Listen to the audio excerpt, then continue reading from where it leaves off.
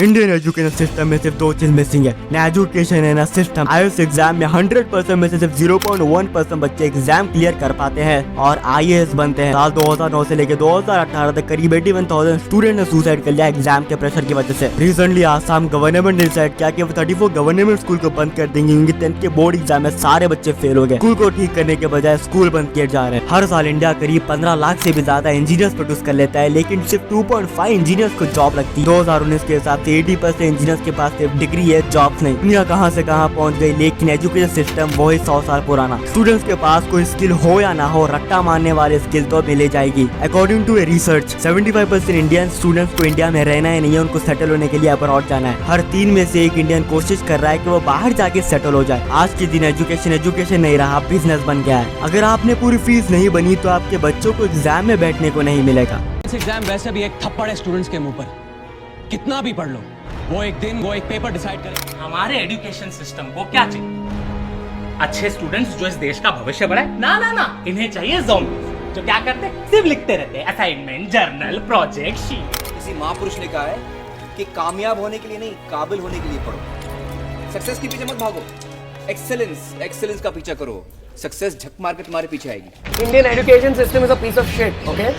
सबसे पहली चीज जो इंडियन एजुकेशन सिस्टम में चेंज होनी चाहिए वो है सिलेबस। a+b²=2ab। हम सबको रटाया जाता है, लेकिन मैं आपको लिख के दे सकता हूँ, इसका आपको लाइफ में कभी काम नहीं आएगा। केमिस्ट्री, ये तो पूरा सब्जेक्ट की अजम्पशन पे चल रहा है। पहले कोई साइंटिस्ट आएगा, एक थ्योरी बताएगा, फिर दूसरा आएगा उसकी थ्योरी को गलत बता देगा, फिर तीसरा आएगा और दोनों की थ्योरी को गलत बता देगा। अब तीनों की जन्म कुंडली निकालो और पढ़ लेते बैठो। पहले पढ़ेंगे डाल्टन्स मॉडल, जैसे ही समझ में आएगा बोलेंगे ओ ये तो गलत है, चलो मान लिया, हो गई एक बार को गलती। फिर पढ़ेंगे थॉमसन प्लम पुडिंग मॉडल, वो भी गलत। फिर पढ़ेंगे रदरफोर्ड मॉडल, वो भी गलत। अबे तो पढ़ाई क्यों जा रहे हो? बना लो ना, पहले बैठो बना लो। नहीं, हम तो पढ़ाएंगे जी, हम तो पढ़ाएंगे। बोर्स मॉडल, हाइजेनबर्ग मॉडल, और पूरा सही कोई भी नहीं है।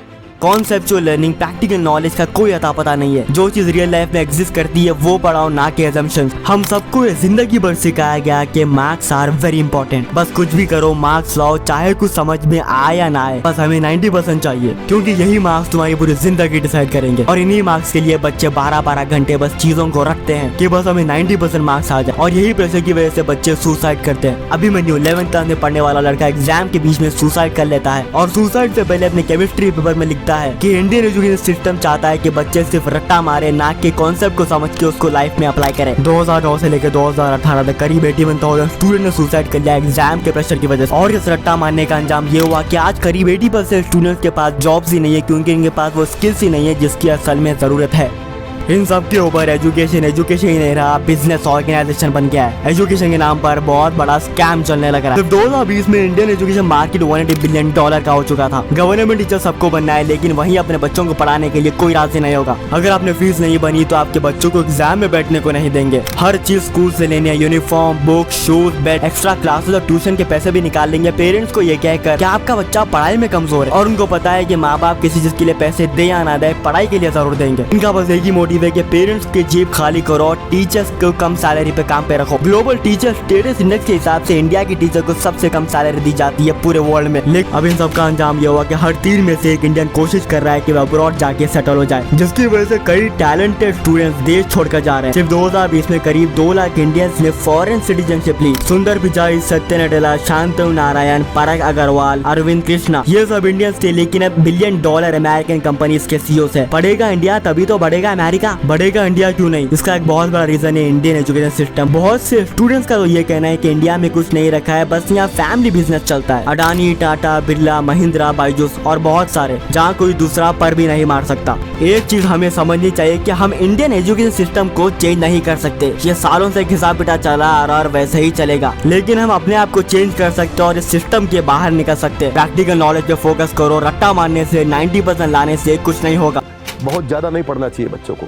जितने 95% से ऊपर के बच्चे सारे बेकार होते हैं, ये किसी काम के नहीं होता। नेटफ्लिक्स पे सिर्फ कॉमेडी, ड्रामा, फिल्म मत देखो, बहुत जबरदस्त डॉक्यूमेंटरीज देखने को मिलेंगे जिनसे सही में कुछ सीखने को मिलेगा। जिस भी फील्ड में हो, आउट ऑफ द बॉक्स जाके प्रैक्टिकल नॉलेज सीखने की कोशिश करो। स्कूल कॉलेजेस कभी नहीं सिखाएंगे। मतलब भी तो समझ में आना चाहिए। ऐसे किताबी डेफिनेशन रट के क्या फायदा। आप किताब से ज्यादा जानते हैं। किताब में यही डेफिनेशन है, और अगर आपको पास होना हो तो आप यही लिखेंगे।